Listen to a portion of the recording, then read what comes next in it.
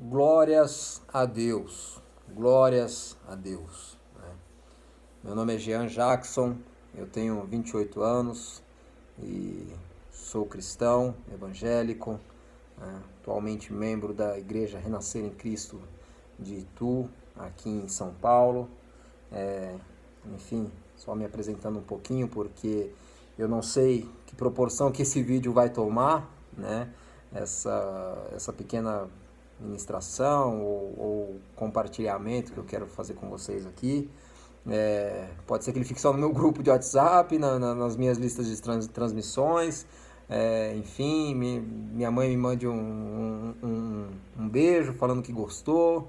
Minha irmã me deu um joinha, né?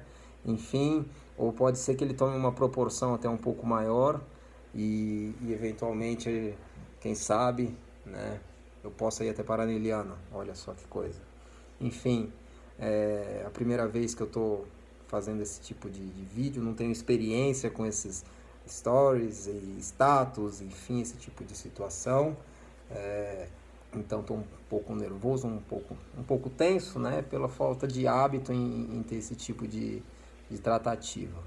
Mas gostaria realmente de compartilhar algo que eu busquei, né, e fui até de certa forma ministrado também pelo Espírito Santo e busquei realmente uma confirmação de Deus para ver se realmente seria viável fazer esse vídeo, trocar essa ideia, né, expor um pouquinho das ideias, não é nem uma troca de ideia, mas expor um pouquinho, né.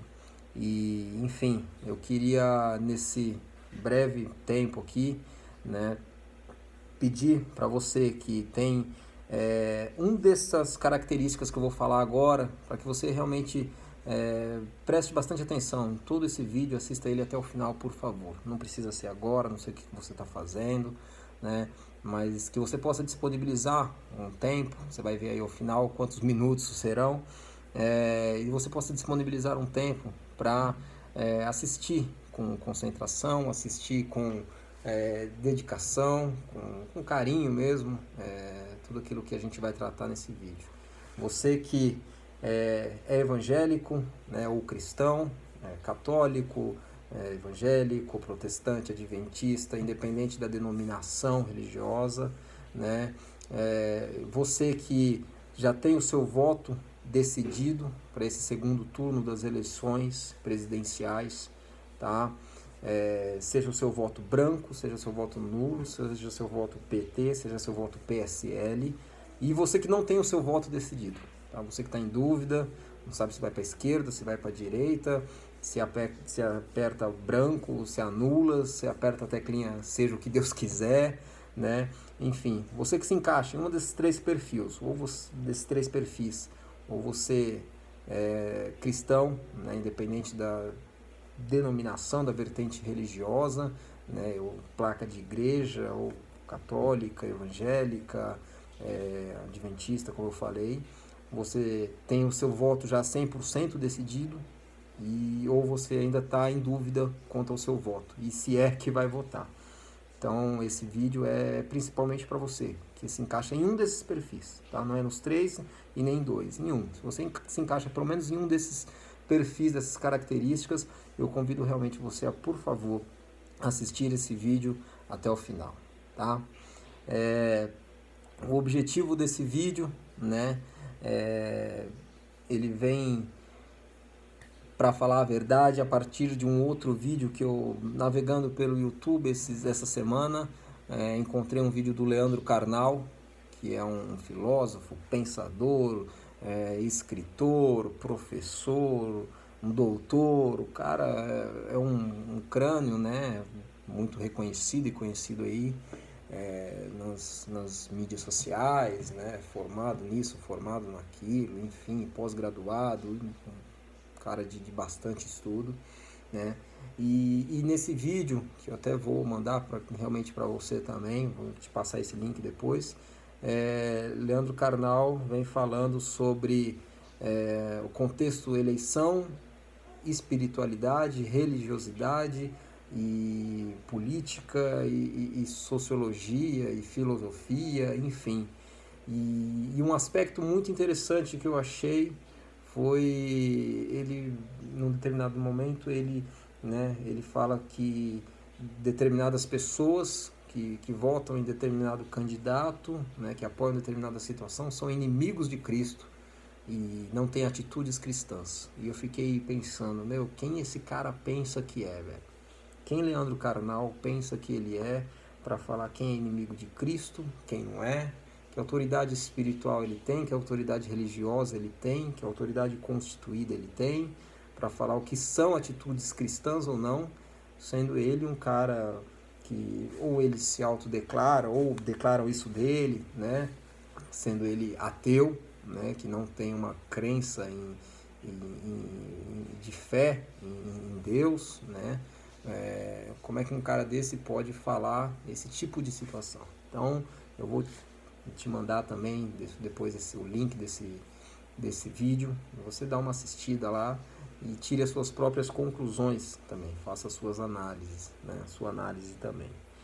Enfim, o objetivo desse vídeo não é fazer uma resposta ao doutor, professor, enfim, Leandro Carnal, né? O objetivo desse vídeo não é demonizar ninguém, não é santificar ninguém, o objetivo desse vídeo não é criminalizar ou demonizar alguma instituição religiosa ou algum líder religioso ou influência social. O objetivo desse vídeo é realmente compartilhar, né, uma coisa que eu busquei atrás e o Espírito Santo de Deus me ministrou, compartilhar realmente de uma revelação para com vocês, né, independente da sua idade, independente da sua classe social, independente do seu gênero ou da sua ideologia de gênero, tá? O meu objetivo aqui não é convencer você a votar no partido A ou no partido V, no candidato B ou no candidato H, no F ou no J. Meu objetivo não é esse, tá? Meu objetivo é realmente demonstrar a importância do Espírito Santo de Deus nas nossas vidas e a relevância que ele tem para com as nossas atitudes, nossos comportamentos, as nossas decisões e também a relevância e a importância que as outras instituições ou pessoas têm, né, sobre as nossas vidas, tá? Enfim, eu peço realmente que você fique atento a esse vídeo e tire as suas próprias conclusões. Ouça, pense, analise. Não tome esse vídeo como uma verdade absoluta, tá? Não tome as minhas ideias como uma verdade absoluta. Então, que você possa realmente, ao final desse vídeo, tirar as suas próprias conclusões aí, tá? Para contextualizar, eu sou um cara que gosta muito de contexto. Então, para contextualizar toda essa temática que a gente vai abordar aqui, eu procurei, né, ver em uma das campanhas que tem aí, né, um dos candidatos que traz o bordão da sua campanha, Deus acima de todos, né? E conhecereis a verdade, e a verdade vos libertará, né? E eu acho interessante, muito legal essa tratativa, né? Muito interessante você ter um candidato que levanta a bandeira do Evangelho, levanta a bandeira da Palavra de Deus. Bastante impactante, né? Para a gente que é cristão, fica até, de certa forma, motivado, enfim, feliz com esse tipo de situação, né? Mas eu costumo sempre ver o contexto das coisas, né? E quem me conhece mais de perto, do meu ciclo de amigos, de família, sabe que eu costumo dizer que toda história tem 3 lados. Tem o lado de quem ataca, o lado de quem defende e o lado da verdade. E eu não vim aqui para falar que ciclano A é o lado da verdade, ciclano B é o lado da mentira, e que esquerda é verdade ou esquerda é mentira, e que direita é verdade ou direita é mentira. Também não vim aqui para ficar em cima do muro, né? Ou se você achar que essa é uma posição de ficar em cima do muro, não vim aqui para falar de qual lado do muro eu vou ficar, né? Eu vim aqui realmente, igual eu falei, para a gente poder focar na importância do Espírito Santo nas nossas vidas, tá? Então, a campanha desse candidato tem como slogan esse versículo: e conhecereis a verdade, e a verdade vos libertará, que é um versículo que fica lá em João, no Evangelho de João, segundo João, Evangelho de Jesus Cristo segundo João, no capítulo de número 8, versículo de número 32, né? Uma frase que Jesus Cristo fala, e eu fui buscar o contexto disso, né? Como eu disse, eu gosto muito de contexto. Então, e qual que é o contexto que eu descobri isso?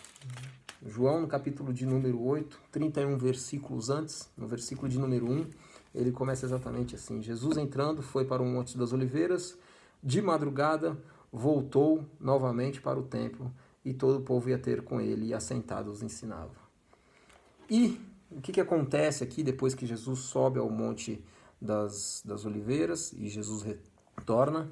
Acontece que os fariseus e alguns escribas chegam ali naquele momento para Jesus com uma mulher adúltera, né? E essa mulher adúltera, pega em flagrante adultério, por sinal, está ali sendo inquirida, né? Está ali sendo questionada, e Jesus leva isso e as pessoas, os fariseus, os escribas, levam essa mulher para Jesus. Fala assim: ó, Jesus, aqui está essa mulher pega em flagrante adultério, uma mulher que não valoriza, não respeita os valores da família tradicional, uma mulher que não honra os valores da lei mosaica, né? E a lei fala que se a mulher foi pega em adultério, a gente tem que apedrejar ela até que ela morra, né? Exatamente isso que os fariseus dizem. E o engraçado é a misoginia que a gente vê nisso, né? Porque lá em Levítico, no capítulo de número 20, no verso de número 10, Deus dá uma ordem assim, as penas acerca dos diversos crimes. Levítico 20, versículo de número 10. Se um homem adulterar com uma mulher do seu próximo, será morto. O adúltero e a adúltera, né? Então, ou seja, a lei mandava que uma pessoa que fosse pega ali no adultério, enfim, fosse morto. Pedras, enfim, tanto o homem quanto a mulher. E é interessante que os fariseus ali levam somente a mulher, né? Eu não desconheço essa passagem, em alguma outra passagem, enfim, em algum outro contexto, né? Eu desconheço, sinceramente, de que tenham levado até Jesus Cristo o homem também. Então, a gente já vê esse peso, né? Essa situação de discriminação, enfim, ou de condenação que há contra a mulher, né? Desde há muito tempo, né? E, enfim, e essa mulher que não defendia aí os valores cristãos, né? É uma mulher, ou os valores da tradicional família, né? Judaica, brasileira, americana, enfim, foi pega em adultério e teve que responder ali publicamente, em pé, aos seus acusadores. E eu acredito que todos conheçam essa passagem, né? Até mesmo aqueles que não são cristãos, em que Jesus fala: aquele que não tem pecado, que atire a primeira pedra. Bem, depois disso, né, a gente já sabe todo o restante da história, né? Um por um, desde os mais velhos até os mais novos, começam a largar as pedras ali. E Jesus fala para aquela mulher: vai e não peques mais. Então, depois disso, Jesus ainda fala que ele é a luz do mundo, e Jesus começa uma treta gigantesca com os fariseus que estavam ali, né? Aqueles fariseus que há pouco tinham pegado as pedras, né? Que para julgar, para condenar aquela mulher e para matá-la, né? Porque essa era a lei.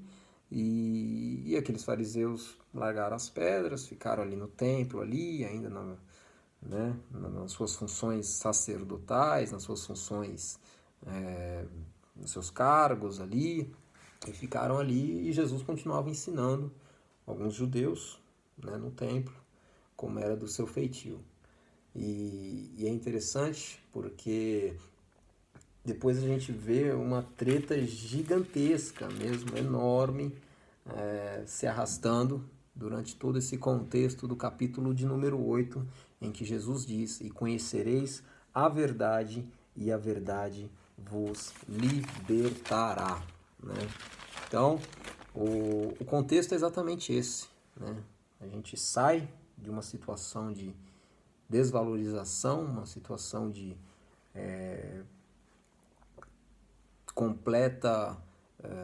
completo pecado, né, por assim dizer, em juízo de justiça, um juízo de pecado, um juízo de valor ali daqueles homens fariseus, e passamos por esse ensinamento de Cristo. Esse é engraçado que o que Jesus fala, né, e conhecereis a verdade vos libertará, ele não fala para os fariseus, ele não fala para os escribas, ele não fala para os doutores da lei. Jesus fala isso simplesmente para aqueles judeus que acreditaram nele, né? Tanto que no versículo de número 31 do capítulo 8, disse, pois, Jesus aos judeus que haviam crido nele, né? Se vós permanecerdes em mim, na minha palavra, sois verdadeiramente meus discípulos, e conhecereis a verdade, e a verdade vos libertará. Então, a gente vê claramente um processo entre a libertação, que é a etapa final, conhecer a verdade, ser discípulo de Jesus e ter a sua palavra, né? Então, de trás para frente, agora de frente, do começo para o final, né? A palavra de Deus está no nosso coração, conhecermos a palavra de Deus nos faz discípulos de Deus, nos faz seguidores de Cristo. Isso nos traz a verdade e a verdade é que nos liberta. Então, essa frase foi dita justamente para aqueles que haviam crido nele. E acredito eu que, inclusive, essa própria mulher adúltera, né, que, de novo, não valorizava, não defendia os tradicionais valores da família, né?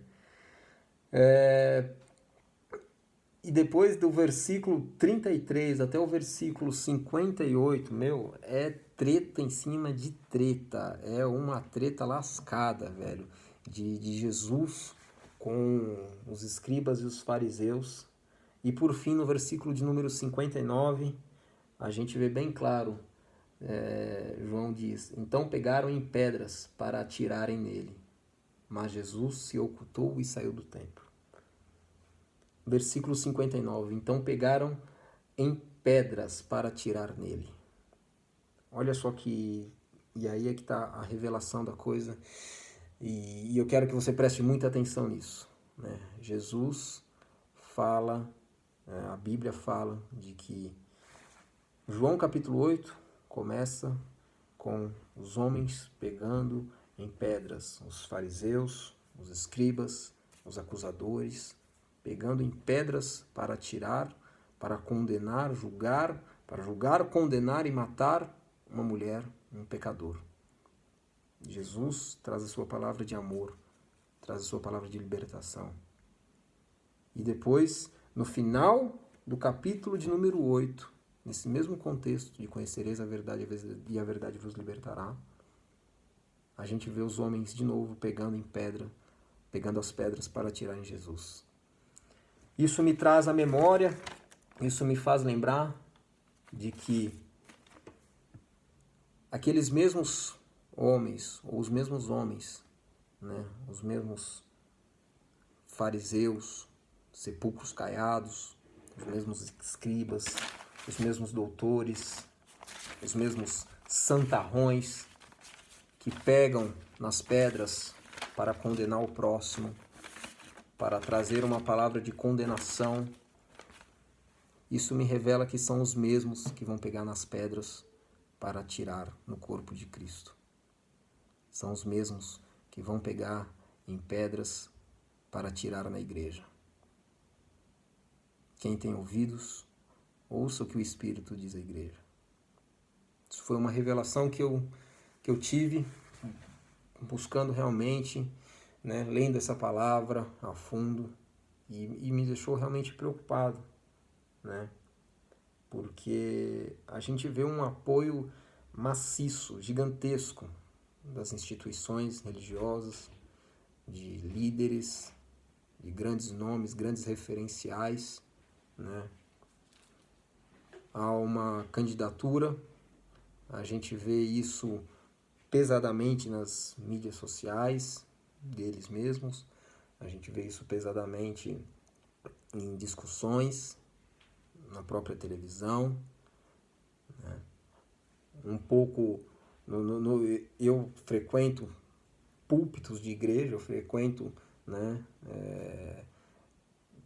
eventos coletivos de grande magnitude de igrejas e vejo um apoio e o púlpito da igreja servindo de palanque político, o púlpito da igreja, o altar da igreja servindo de palanque político. Isso me entristece, e não estou falando só do ministério que eu faço parte, né? Não estou aqui criticando ou querendo faltar com respeito, com a devida reverência, não é isso, tá? É uma constatação que eu faço, não só com relação à igreja que eu faço parte, mas com relação a muitas e muitas igrejas, seja para campanhas de vereador, seja para campanhas de prefeito, já vi isso em igrejas pequenas, que eu já fiz parte, e hoje estou numa igreja de renome nacional, internacional, e posso ver que muito me preocupa também a forma com que o púlpito, o altar da igreja é utilizado como palanque político, né? E me preocupa justamente isso, porque as pedras e as mãos que se erguem para condenar, para atacar os pecadores, ou os pecadores, não é o pecado, os pecadores, né? As pedras que se levantam, as mãos que se levantam, as pedras que se juntam ali para atacar esses, são as mesmas mãos que vão se levantar para atacar o corpo da igreja futuramente. A gente sabe que a vinda de Cristo está próxima. É chegado o tempo da grande tribulação. E não estou dando uma de Cabo da Ciolo aqui para assustar você não, né? Mas a gente sabe que é palavra isso. Muitos virão em nome de Cristo, falarão como Ele e farão sinais, prodígios, né? E eu sei que uma das manifestações do anticristo é justamente também ter o apoio de parte da igreja institucionalizada ou religiosamente política ou politicamente religiosa, né? Não estou alegando aqui que é o caso que acontece hoje, agora, né, nessas eleições de outubro de 2018. Mas estou alegando e estou com o meu espírito bastante preocupado e atento e pedindo para Deus direto, sempre, realmente mesmo, para o Espírito Santo, muito discernimento do Espírito, para que a gente possa discernir entre o que é da carne e o que é do Espírito. E a gente possa realmente, com o Espírito Santo de Deus, tomar as melhores decisões, né?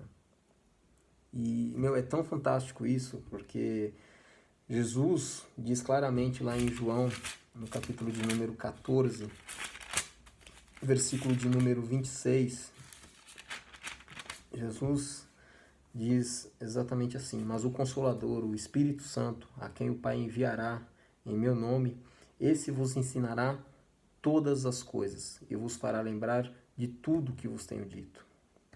Então, o Espírito Santo é essa pessoa maravilhosa que nós temos que buscar, estar em constante contato realmente com Ele. Essa pessoa maravilhosa, né? O conselheiro, o consolador, né? O nosso guia, nosso ajudador. O próprio Jesus disse nas suas últimas palavras, nas suas últimas instruções, né?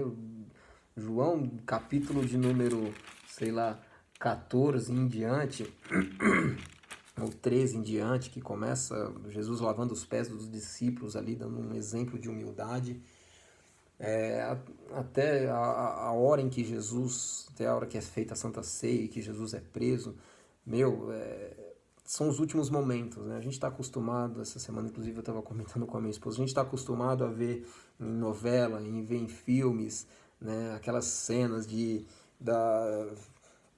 a pessoa sofre um acidente, ou a pessoa vai morrer, enfim, e aí começa todo aquele melismo, e a pessoa fala, eu te amo, eu sempre te amei, e isso e aquilo, né? Me perdoa, e começa toda aquela cena, porque a pessoa sabe que ela vai morrer ali, e, imagina nós, né? Nós enquanto homens e humanos, seres humanos, homens e mulheres, né? Quanto de coisa que a gente não deixaria para falar naquele último minuto, naquela última hora, né? Sabendo que a gente tinha os últimos momentos de vida ali. Jesus começa exatamente isso. Jesus sabia já que o seu fim era próximo.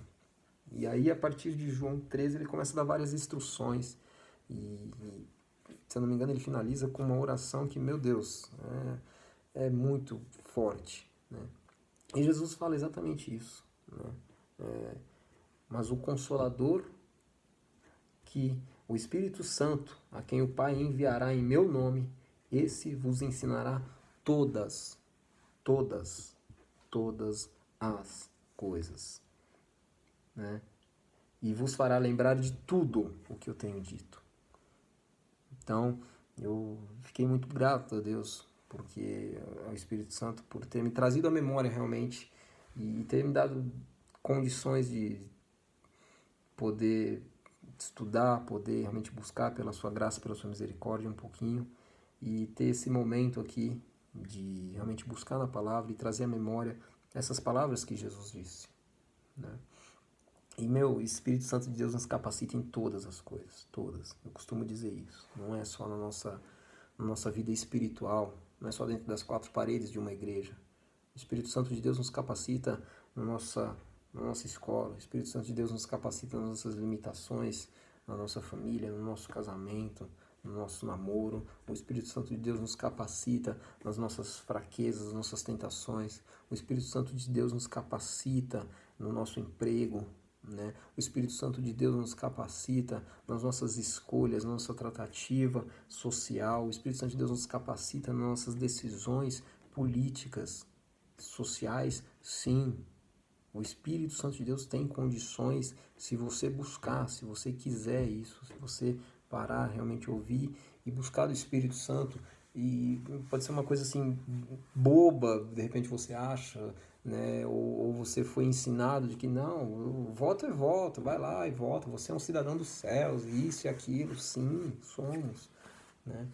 Mas o Espírito Santo de Deus nos capacita, sim, e tem condições de nos instruir e nos dar a paz no espírito, no nosso coração, na nossa mente, em escolher, na nossa alma, em escolher, sim, a melhor decisão em quem votar. E eu te faço uma pergunta: essa verdade que nos liberta, né? Quem é a verdade que te libertou? Quem é a verdade que traz essa libertação? O que vai te trazer essa libertação? Ou o que me trouxe essa libertação? Ou o que vai trazer essa libertação para a vida do teu próximo? Independente se o seu próximo é a pessoa, é o teu vizinho de apartamento, é o teu vizinho, né, de casa, é o teu vizinho de condomínio, se o teu próximo é aquele cara que está lá recebendo o Bolsa Família lá no Nordeste, lá. Ou se o teu próximo está preso, né, por corrupção, ou está preso por assassinato, ou está preso injustamente, né, porque não tem grana de bacana para pagar um advogado. O que vai trazer essa libertação? O que vai trazer? Senão a verdade. E a verdade que está em Cristo. Jesus, em João, no capítulo de número 15, Jesus fala: eu sou a videira e o meu pai é o agricultor. E vós sois os ramos, os discípulos. Eu, você, nós somos os ramos. Jesus é a videira. E a igreja ABC dos Santos é o agricultor. A igreja batista, congregação católica, adventista, A igreja apostólica é o agricultor? Não. Eu sou a videira verdadeira. Meu pai é o agricultor e vós sois os ramos. Né? Então, não estou aqui de maneira alguma para tirar a importância da igreja, tá? Para tirar a importância ou para desmerecer, desinstitucionalizar a importância da igreja. Eu amo a igreja, tenho paixão realmente por estar em comunhão, acho isso essencial, importantíssimo, né? Mas, muito mais do que comunhão e ligação com igreja, instituição, muito mais importante do que isso, é o relacionamento que eu tenho com Deus. É o relacionamento que eu, enquanto ramo, tenho com a videira e tenho com o agricultor. O quanto que eu estou realmente ligado e dando fruto. E Jesus, no capítulo de número 15, no verso de número 7, ele diz: se permanecerdes em mim e as minhas palavras permanecerdes em vós, pedireis o que quiserdes e vos será feito. Nisto é glorificado o meu Pai, em que deis muito frutos, e assim vos tornarei meus discípulos. Então, novamente, a gente tem um processo, ou a gente tem um ciclo. Defina como você quiser, o que ficar mais fácil para você. Como um processo ou como um ciclo. Conhecer a palavra de Deus, né? Conhecer a palavra de Deus, discernimento da palavra de Deus, examinar as escrituras, conhecer a palavra de Deus, ser o seu discípulo, dar frutos de amor e frutos de liberdade, frutos de libertação, né? Então, se guardares os meus mandamentos, versículo 10, e permaneceres no meu amor, assim como também eu tenho guardado os mandamentos do meu Pai, e no seu amor permaneço, tenho-vos dito essas coisas, para que o meu gozo esteja em vós e o vosso gozo seja completo. O meu mandamento é este, que vos ameis uns aos outros. Então, tudo, o mandamento de Cristo se resume em amor. Em amor. E aí eu me pergunto, e pergunto para você também, as decisões ou a intenção de voto que o Datafolha, que o Ibope, se você fosse questionado, a tua intenção de voto, a tua decisão de voto, ele sim, ele não, eles não, né? No plural, eles não, ou ele sim, ou seja o que Deus quiser, tem demonstrado amor? A tua decisão é uma decisão de amor? As minhas atitudes, as suas atitudes, os nossos comportamentos, pensamentos e atitudes demonstram esse caráter de amor de Cristo?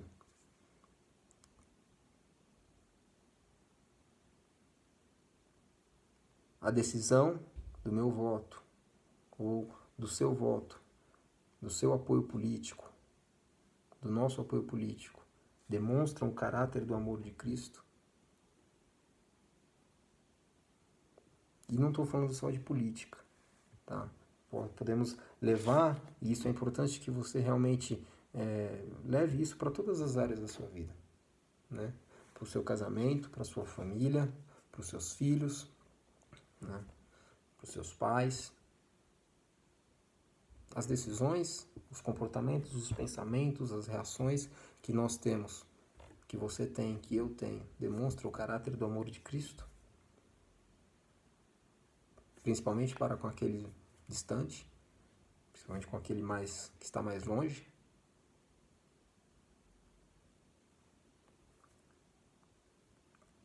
A Bíblia diz que Cristo veio para os seus, mas os seus o rejeitaram.